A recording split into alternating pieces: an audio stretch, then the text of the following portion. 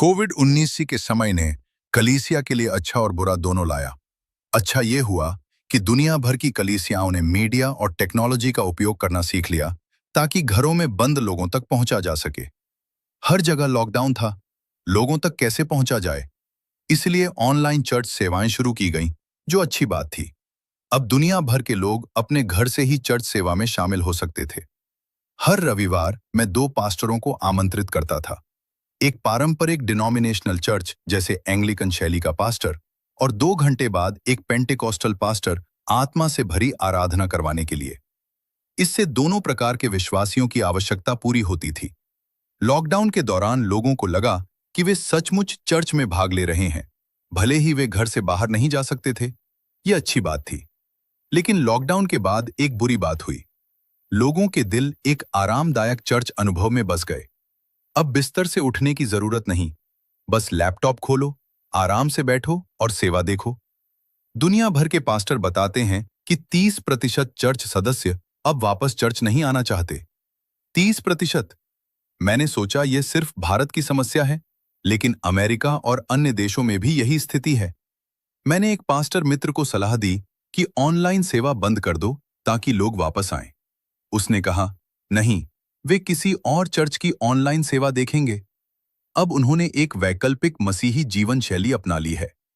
मैं आज एक सच्चाई कहता हूं, यदि आप इस जीवन शैली को नहीं बदलते, तो जब महान पतन फॉलिंग अवे आएगा, आप सबसे पहले गिरेंगे। क्योंकि भविष्यद्वक्ता एक नया चर्च शुरू करेगा, एक ऐसा चर्च जो हमारी सुविधाओं को संतुष्ट करेगा, और बहुत लोग उसके पीछे चले जाएंगे। वो समय दूर नहीं है।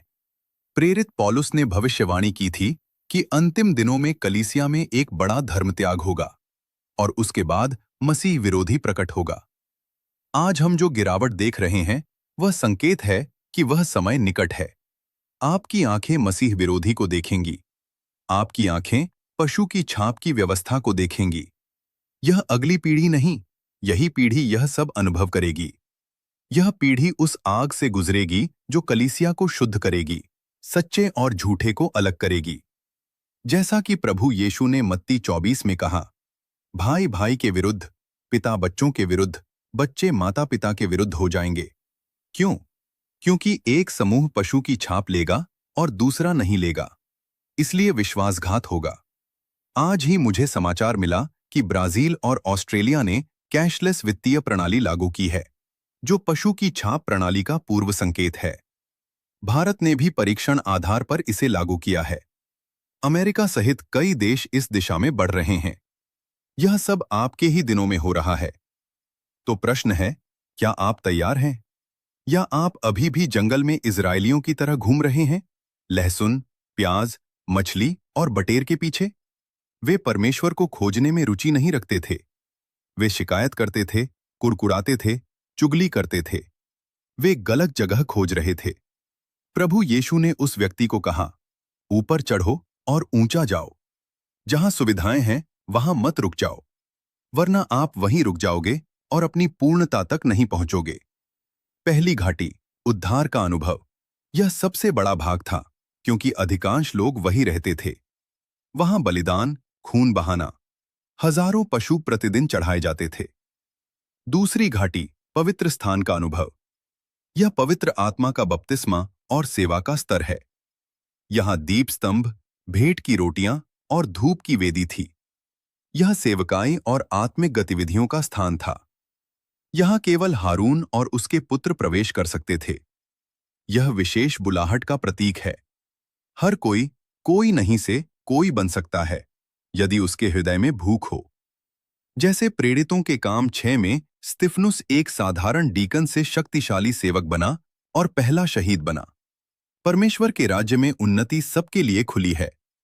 यदि वह व्यक्ति पहले स्तर पर रुक जाता, तो वह प्रभु से नहीं मिलता। दूसरे स्तर पर भी बहुत महिमा थी। दीप स्तंभ का प्रकाश, धूप की सुगंध और रोटी जो 7 दिन तक खराब नहीं होती थी, क्योंकि परमेश्वर की उपस्थिति सुरक्षित रखती है। फिर भी प्रभु ने कहा, और ऊपर जाओ। कभी कभी परमेश्वर कठिन लोगों को आपके मार्ग में रखता है, कांटों की तरह। यदि आप चोट से डरकर रुक जाते हैं, तो आप वहीं रह जाएंगे। एक घटना।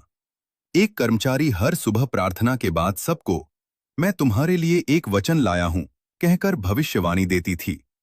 उसके झूठे वचनों के कारण एक लड़की ने सेवकाई छोड़ दी।